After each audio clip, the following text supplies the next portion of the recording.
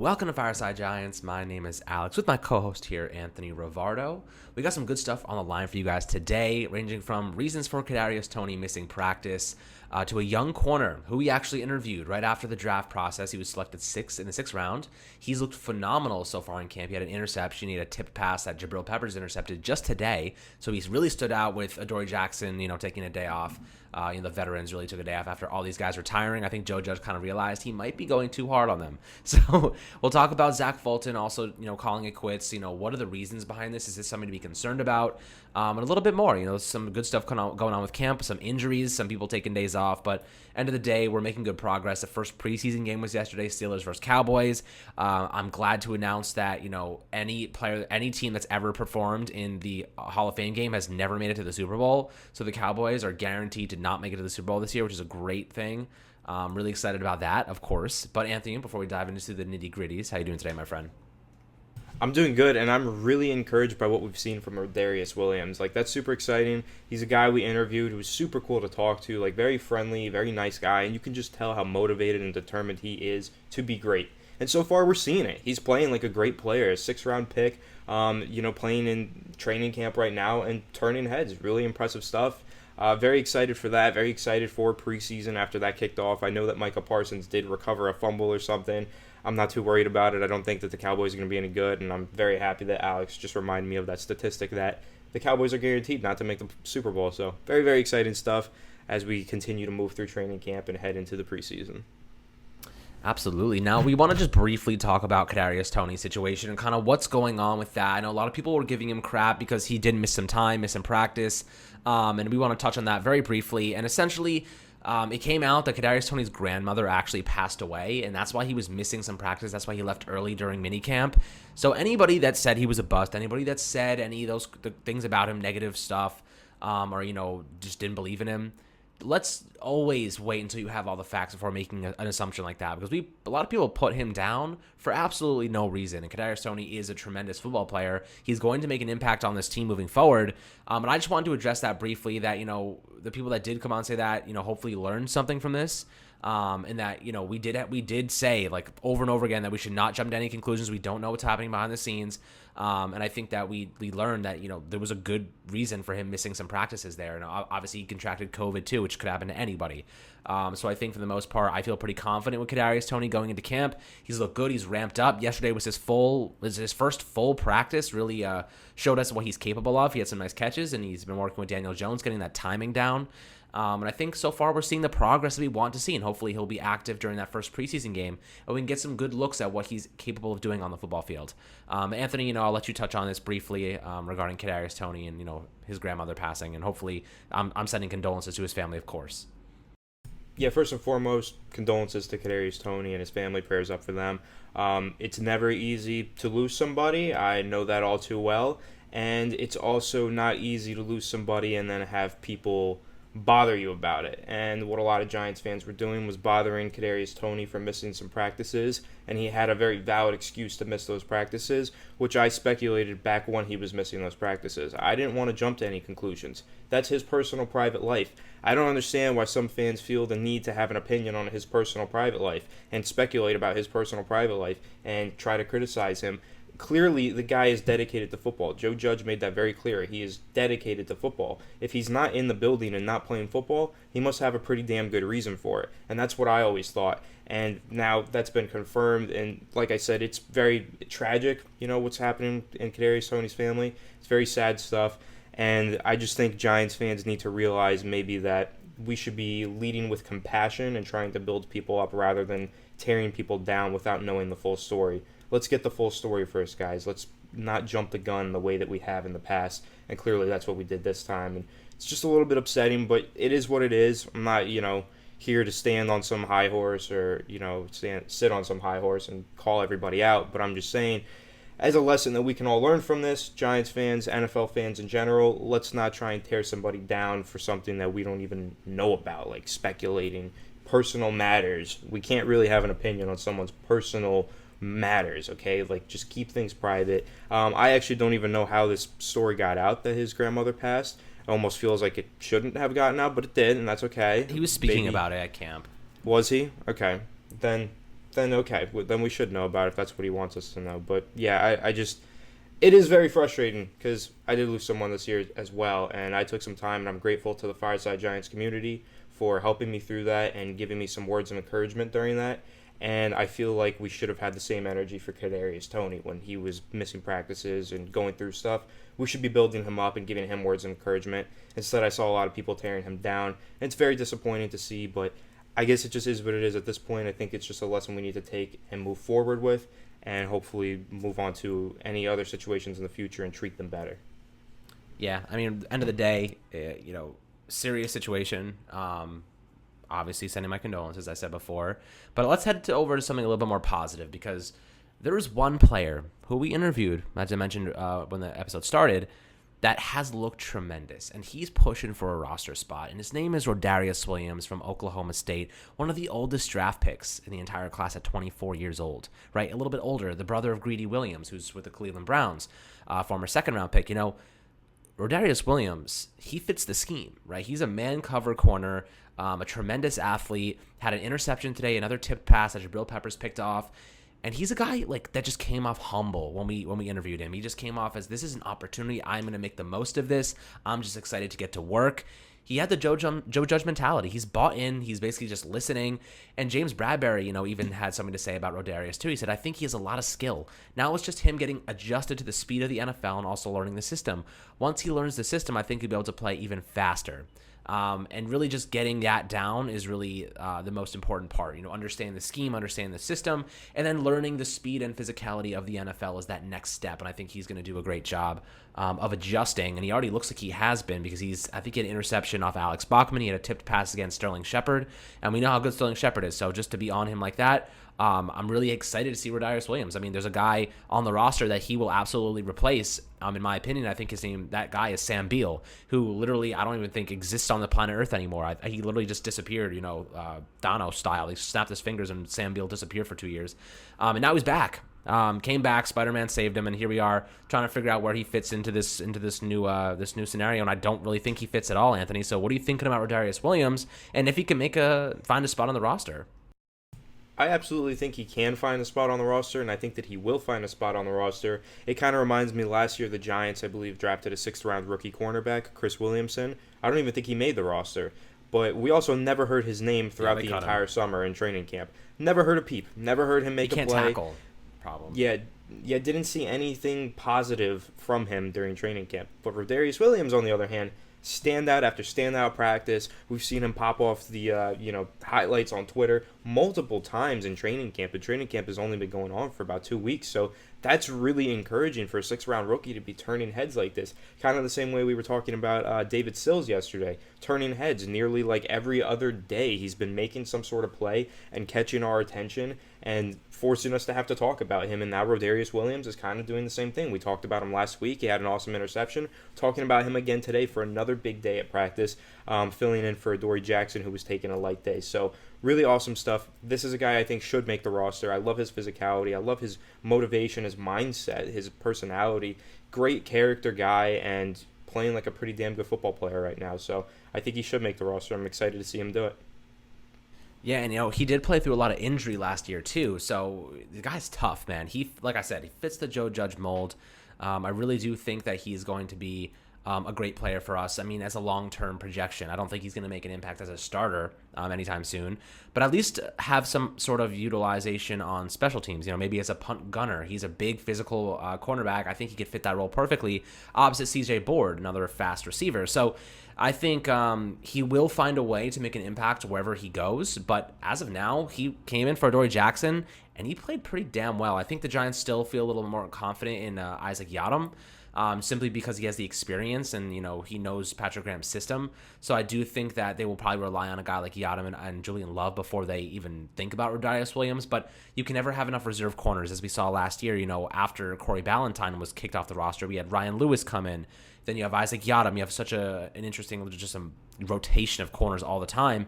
I think that, we'd be silly to think that Rodarius Williams can't make a roster spot, can't get one. So hopefully he can. And whether or not, the biggest thing here is even if he does make plays, we've seen tons of players do well during training camp and still get cut, still get put on the practice squad. It really comes down to if he can contribute on special teams. That's where he's going to be able to make his name. That's where he's going to have to work out of.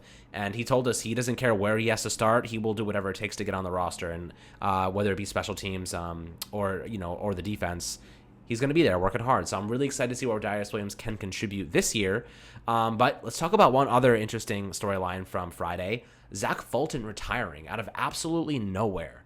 This is the third guy in a week that has retired from the Giants. I've seen mixed opinions. Some people saying that the New England system does not work in New York. Joe Judge is way in over his head. I've seen, it's simply just family-based. These guys are just retiring because, they want to be with their families. Their bodies just can't hold up. Look, here's how I see it, essentially, is that if Joe Judge is going to make these guys do conditioning, these guys are going to be running laps, doing push-ups, you should be able to do those things if you're a professional athlete making millions of dollars per year. Running basic laps, doing basic conditioning. If your body can't hold up, do that, then you're probably not going to hold up in a live action game.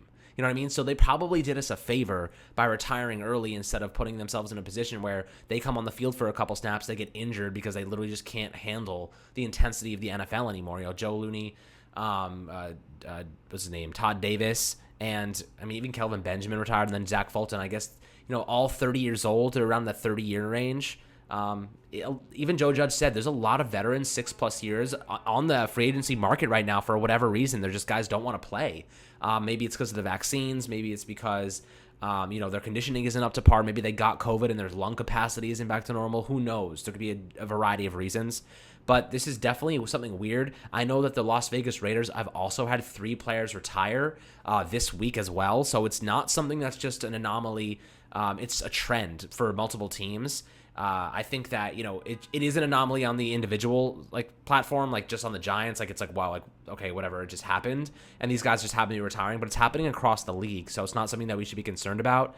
For the most part, I don't think this is a Joe Judge thing. I think this is just there's something else going on behind the scenes. There's something else going on. And none of them had anything bad to say about the Giants. Joe Looney was it's not because he wanted us to run laps. I just feel like my body can't handle being in an NFL game taking on 350-pound Dexter Lawrences all day long. That's what's happening. It's not because he's running laps. The people that are saying it's Joe Judge's system, I don't really get it.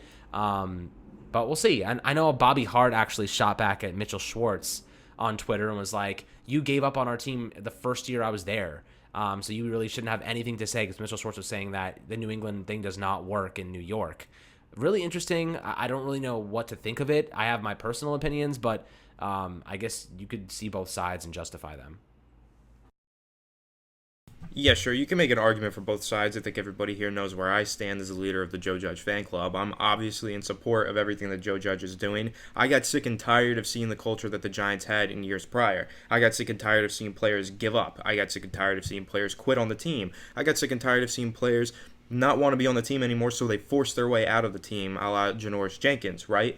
I got sick and tired of all that, and I think the Giants did too, and I think ownership got sick and tired of that. Dave Gettleman probably did as well, even though he was part of the reason that it happened, but he probably got sick and tired of it and decided he needed to make a change.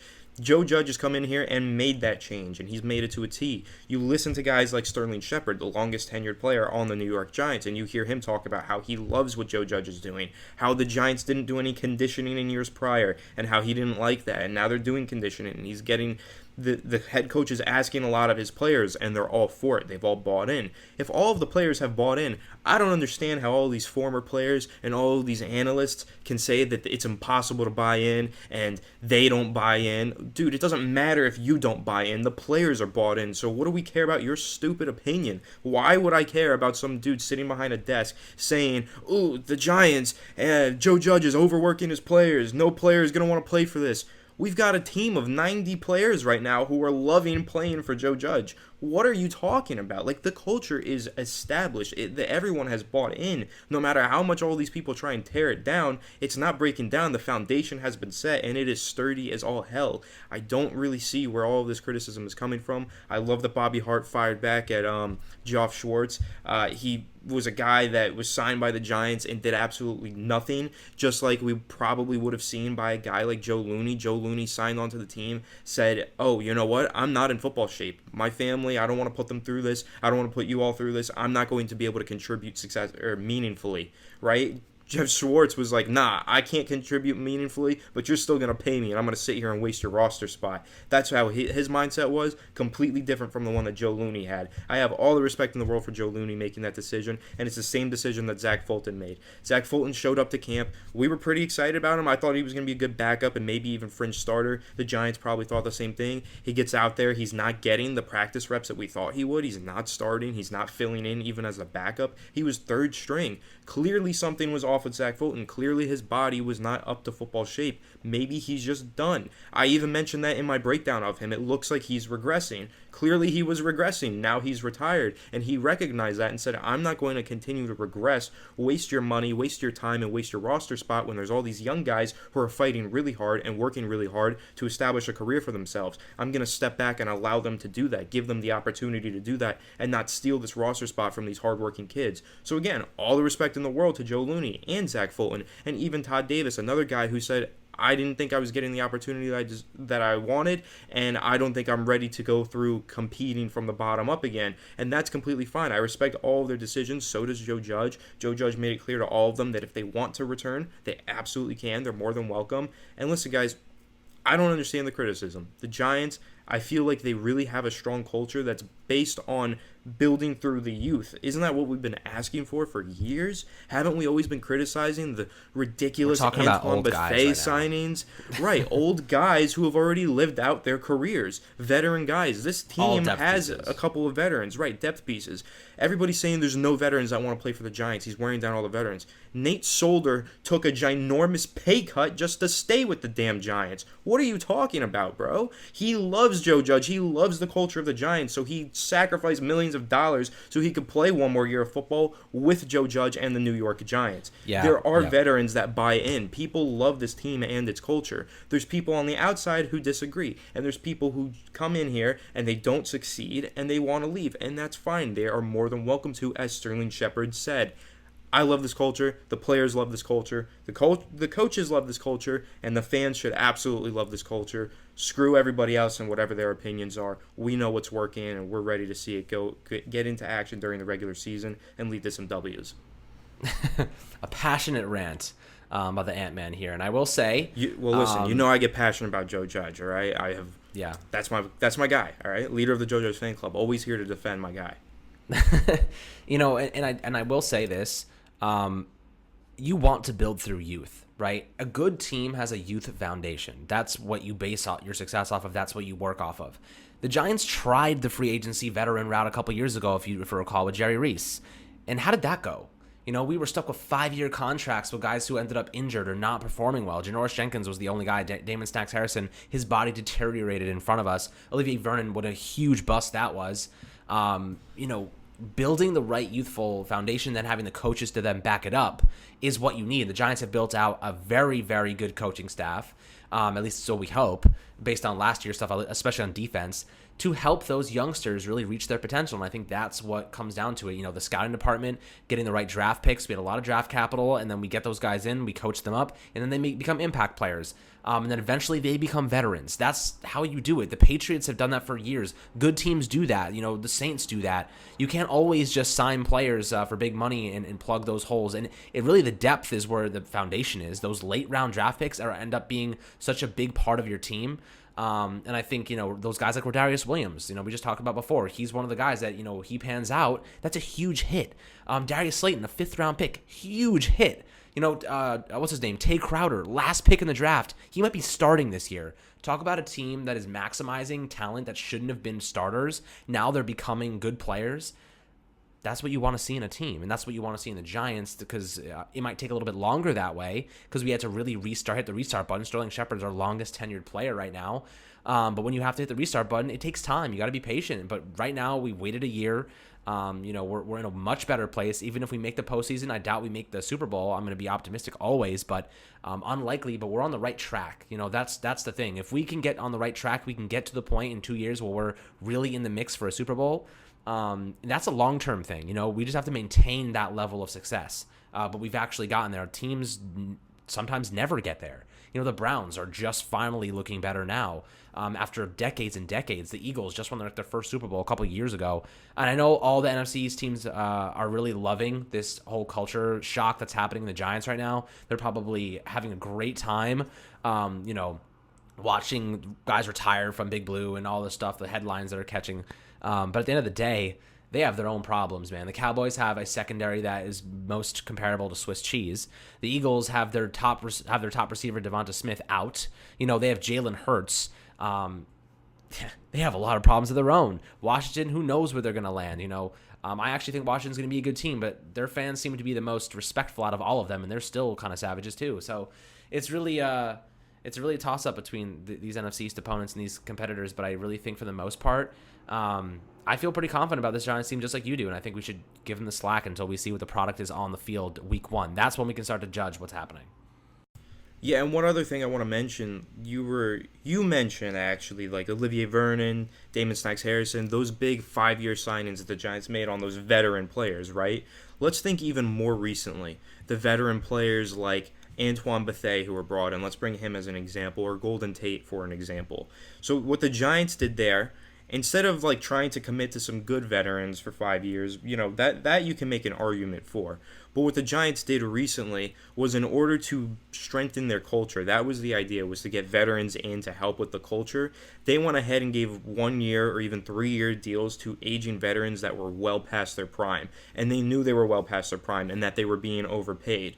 Now, they signed onto the team, gave us horrible football. Antoine Bethea was not a good football player when he was on the New York Giants. He was washed up. He regressed well past his prime, was not contributing solid football, and was making sometimes players around him worse, was making there to be some struggles for Jabril Peppers and everybody. But that's what they did there. They signed him for X amount of millions of dollars. He plays. He doesn't play up to his contract, and they struggle, right?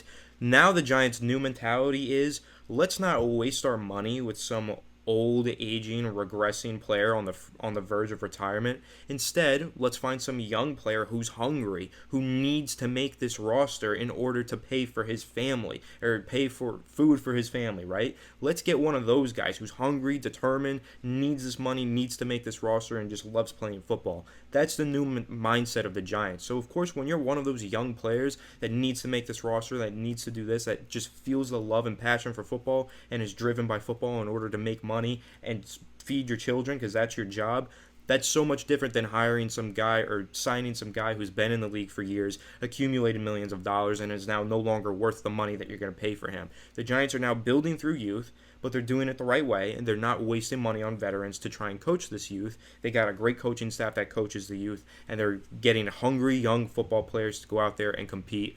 I love that mentality. I think it's a huge change from what Pat Shurmur and Dave Gettleman were doing during that era. Now Joe Judge and Dave Gettleman are on the same page with building through the youth, getting young, hungry football players in there, and not wasting money on aging veterans who are not going to live up to their contracts. Yep, I agree. And, just to close out this episode, not much going on today, but a couple of big headlines we wanted to touch on.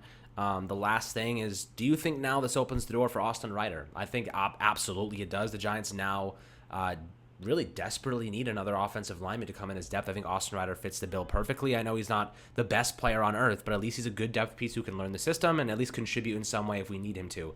They really did have one of the reasons Zach Fulton, I think, may have retired. And this is what Joe Judge said. Zach's a guy that just started a business in the offseason. He just had a son. His family is down in Texas. This is an opportunity for him to get back. He's indicated to us, hey, listen, coming out of where he was last year, your body's at a different point than when you're younger. You get to the point to see, do I think I have it for 16 games? So just had a son, has a new business that just started up. His family's down in Texas. I get it. I understand. He was in Houston before. Now he's not. So, he was probably close to home. Now he's away from his family and a newborn son. So I get it. Reason for him to go back. But now Austin Ryder, they were cross-training Zach Fulton at center too. Ryder, who's a free agent, 2 years as a starting center for Kansas City, can come in here and already knows how to play center. He can play those interior guard spots. Maybe he's not the best player on the planet, as I said before, but at the end of the day, you need depth. You need some decent guys who at least can come in and supplement losses, and Austin Ryder can be a guy that fills that role. Do you think that they will probably revisit that opportunity in the near future? I think that they will, and I think that they should. I'm a big fan of Austin Ryder. I think that he would do wonders for this Giants offensive line as a quality depth piece or even potential starter. You look at his statistics when he was with the Kansas City Chiefs, and they're pretty damn impressive in pass protection. I understand the criticisms is that a lot of that was Patrick Mahomes' performance and the way that the Chiefs' offense was schemed really kept the pressure out of the center's face and really didn't ask him to do too much. Okay, that's fine, but he's still a quality depth piece at the bare minimum, and we need some quality depth. We just lost all of our quality depth. We signed some quality depth, retired. We signed some more quality depth, retired. So let's sign someone younger who won't just retire like that. They can just be quality depth and compete for a roster spot. That's the whole mindset there with Austin Ryder. If Ryder retires, I'll lose my mind. I actually think we're cursed. If Ryder retires, then we might have to revisit our whole confidence in the culture of the team at that point. If a young player were to, that would be the Kelvin Benjamin made his way out, and I think he left a bad omen on the plate in the fridge. The Kelvin curse. The curse of Kelvin. The curse of Kelvin. Not like this. He took all the food and then left one of those those bad omen bracelets or something in the fridge, and ever since then, players just retiring at a rate unconceivable. It's unbelievable. So, yeah, Wes had the story wrong. He wasn't stealing food from the stadium or from the facility to go home and eat it. He was actually stealing it and then hiding in the bathroom and creating a little Joe Judge voodoo doll. And ever since he's left, he's been poking that voodoo doll. Every time he pokes the voodoo doll, the biscuit-made voodoo doll, that's been when a player retires. That's so basically, I just hope he doesn't eat one of the legs, because then Joe Judge might have his leg broken or something. Damn, that would be terrible. Could you imagine? Remember when that happened to Sean Payton? Dude, I'm just picturing I'm just picturing in my head Kelvin Benjamin just in the stall of the bathroom, he's been hiding there for 4 days. And he's just slowly eating away Joe Judge's biscuit made voodoo doll, and just Joe Judge's yeah, my knee's kind of hurting right now. Oh, my arm's kind of hurting, and they just find Kelvin Benjamin just in rags in the stall, just munching at this biscuit doll. My head's all over. I just the picture. Have you ever seen the South Park episode? You watch South Park ever? I'm not a big fan, no. Okay, there's a South Park episode with Snooki. You have to go just look up a picture of the Snooki in South Park, and that's kind of what I'm picturing as Kelvin Benjamin. It's okay. You have to look at it. You just look it up right now, because you're gonna enjoy the view. I'll look. It's terrifying. If you're a South Park fan and you've seen the Snooki episode, that's what I'm picturing as Kelvin Benjamin in this stall, just munching on this biscuit doll. What is wrong with you, bro? This is scary. Oh my god, bro. It's a Gollum. It's a little Gollum version of Snooki. Yeah, it's like a gremlin almost. Yikes. A gremlin. Gremlin Kelvin. Grevlin. Yeah, see, the problem with Kelvin Benjamin is he thought he was really doing something, and all he did was turn himself into a ginormous meme. So now for the rest of the season, he's just going to be an ongoing joke that we make fun of every now and then. Sorry, I hate to say it, but it's just kind of funny. Benji Biscuits. The whole saga of Kelvin Benjamin is hilarious. He straight up ate himself into retirement, which is the funny part. Yeah, there's no other way to describe it. There's probably other ways to describe it, but that's definitely the most colorful. That's the gist of it, is it not? It's the gist of it, if you really want to boil it down. That's kind of the gist of it. So, sucks, but he had a lot of potential coming out of college, but he kind of squandered the opportunity. Like I said, he just really didn't deal well with authority. It was very obvious. And Joe Judge is pretty authoritarian, so not a good mix. Yeah, I guess that's true. Well, guys, I hope you enjoyed this episode talking about a variety of different topics. We will catch you guys, obviously, over the weekend. But make sure to subscribe below on YouTube, Apple, and Spotify, as always, my friends. We have a lot more good stuff coming. Preseason game in about, 8 days from now? It's coming up quick, and I'm super hyped. A lot of good stuff to come, and I'm really hyped to provide you guys all with the best information humanly possible. So we'll catch you guys in the next episode. Have a fantastic Friday.